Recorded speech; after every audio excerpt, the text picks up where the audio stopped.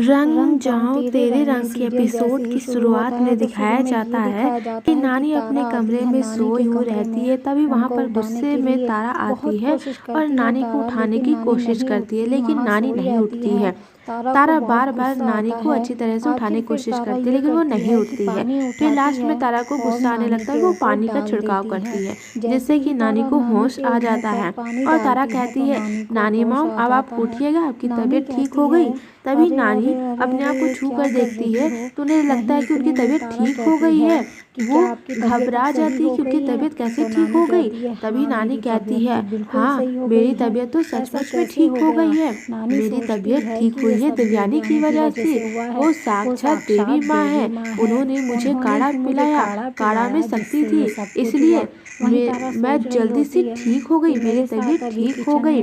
तभी देवयानी को भी याद आ जाता है कि किस तरह उसके साथ किचन में हादसा हुआ और देवयानी ने तारा को धमकी दिया कि अगर उसने अपना जुर्म नहीं कबूल की तो वो मारी जाएगी। वहीं नानी भी अपनी बातों को याद करती है कि कैसे देवयानी ने नानी को धमकी दिया है कि अगर नवरात्रि के दूसरे दिन तक वो अपना जुर्म नहीं कबूल करेंगी तो देवयानी नानी को मार देंगी। ये बात याद करके नानी कहती है कि वो साक्षात देवी माँ है, मुझे अपना जुर्म कबूल करना ही होगा। और उठकर वो जाने की कोशिश करती है। तभी तारा नानी को रोक लेती है और कहती है, नानी माँ आपका दिमाग खराब हो गया है क्या? आप क्यों बेवकूफ़ों की तरह कर रही हैं? आप क्यों अपना जुर्म कबूल करने को जा रही हैं? आपको पता है ना, इससे हम दोनों फंस जाएंगे, हम दोनों को इस घर से निकाल दिया जाएगा, हम बर्बाद हो जाएंगे। फिर आप ऐसी हरकतें क्यों कर रही हैं? लेकिन नानी नहीं मानती है और वो जबरदस्ती जाने की कोशिश करती है, लेकिन तारा भी अपने जिद से पीछे नहीं हटती है। वो बार बार नानी को रोकने की कोशिश करती है। तभी नानी को गुस्सा आ जाता है और वो तारा से कहती है कि तुम्हें बेवकूफ़ बनना है तो तुम बेवकूफ़ बनो, भाड़ में जाओ, मुझे उससे कोई मतलब नहीं है। लेकिन मैं आज अपना जुर्म कबूल करूंगी। वो साक्षात देवी माँ है, उनके सामने कोई नहीं बच सकता है।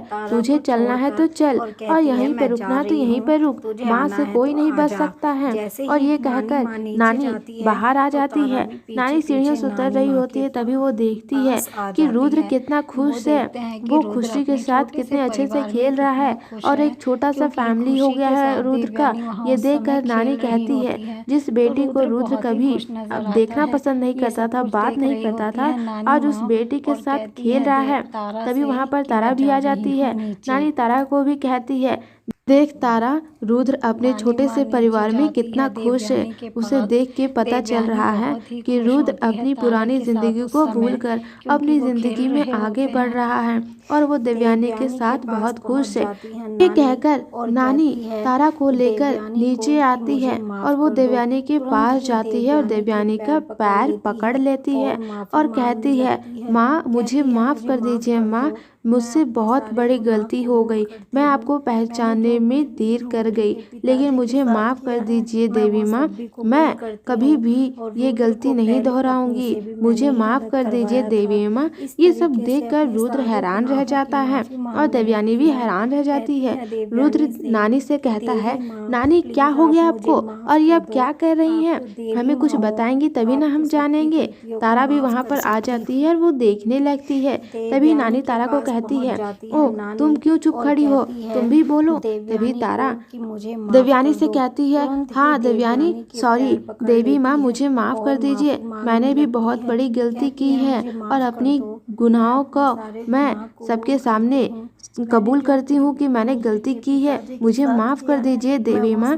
तभी नानी रुद्र से भी माफ़ी मांगती है और देवयानी से हाथ जोड़कर माफ़ी मांगती है। तभी वहाँ पर राजवीर और राजवीर की माँ भी आ जाती है। वो देखती है कि नानी इस तरह से क्या कर रही हैं। राजीव भी कहता है, नानी आपको क्या हुआ, आप इस तरह की हरकतें क्यों कर रही हैं?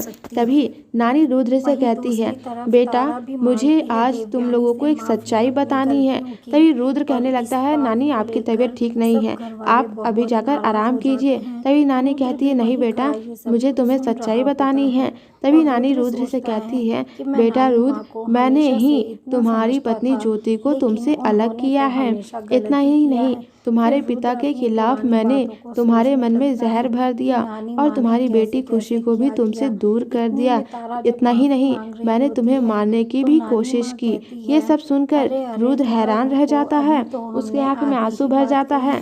तभी नानी कहती है तारा को कि तुम भी अपना जुर्म कबूल करो। तभी तारा कहती है कि हाँ नानी, मम जो भी कह रही है वो सच है। मैं देवयानी को बिल्कुल भी पसंद नहीं करती थी और राजवीर से जब देवयानी की शादी तय हो गई तो मुझसे बर्दाश्त नहीं हुआ और मैंने देवयानी के सर में एक हथौड़ा मारा और खुद ही शादी पर बैठ गई और राजवीर से शादी कर लिया। ये सब सुनकर राजवीर को बहुत गुस्सा आता है।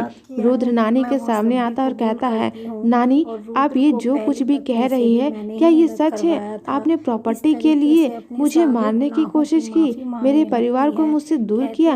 आपको ये लगा कि मैं राजवीर को हिस्सा नहीं दूंगा? नानी एक बार कह दीजिए कि ये सब कुछ झूठ है, मैं आपको कुछ नहीं कहूँगा। तभी राजवीर को भी ये सब देखकर गुस्सा आ जाता है और वो नानी से कहता है, नानी ये आप क्या कह रही हैं? आपने ये सब कुछ क्यों किया? सिर्फ पैसों के लिए?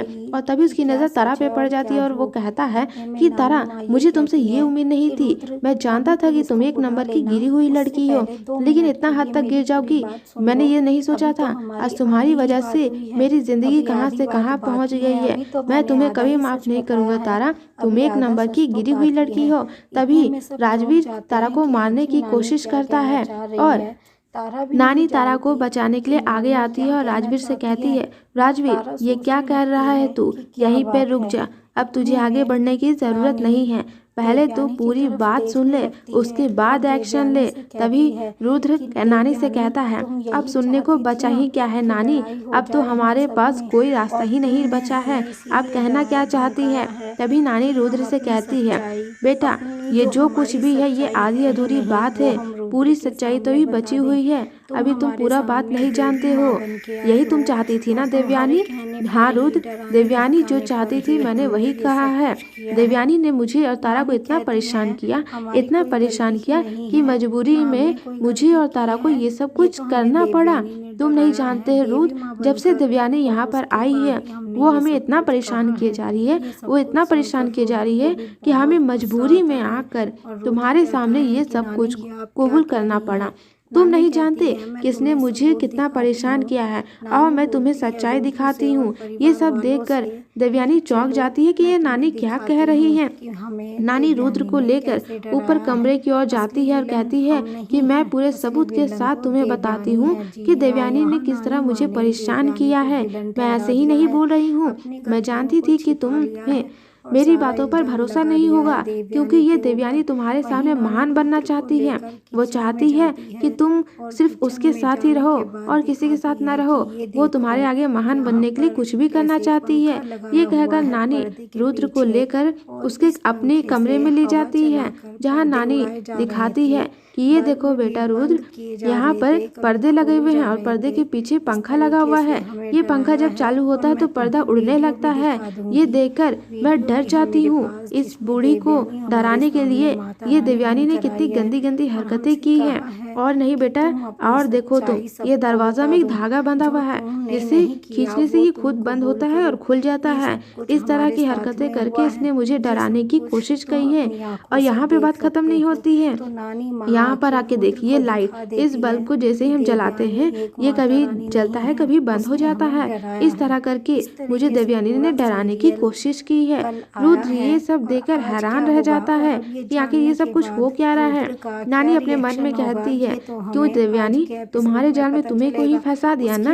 और ये एपिसोड यहीं पर खत्म हो जाता है। वही नेक्स्ट एपिसोड में दिखाया जाता है कि नानी पुलिस को बुलाती है और रुद्र से कहती है, बेटा रुद्र, अब पुलिस तुम्हें बताएगी कि देवयानी के नीचे गिरने की क्या सच्चाई है। आखिर वो इतनी बड़ी खाई से गिर के बच के वापस कैसे आ गई। तभी पुलिस वाले रुद्र को बताते हैं कि वहाँ पर जहाँ देवयानी गिरी थी वहाँ पर कुछ शूटिंग होते थे, जिस वजह से वहाँ पे सारे सेटिंग किए हुए थे। अब आगे रुद्र का रिएक्शन क्या होता है ये तो हमें आने वाले एपिसोड में पता चलेगा। अगर आपको ये वीडियो पसंद आए तो इस वीडियो को लाइक कीजिएगा, चैनल को सब्सक्राइब कीजिएगा, ताकि हम जो भी वीडियो अपलोड करें उसकी नोटिफिकेशन आपको मिले सबसे पहले। सब्सक्राइब करें।